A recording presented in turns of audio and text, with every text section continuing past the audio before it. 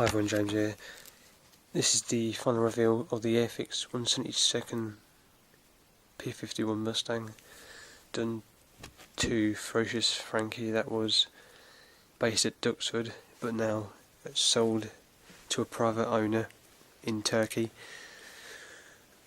Overall, a very good build, very little filling needed, just with a couple of issues I had with it. Was the exhaust that wouldn't wanna go in.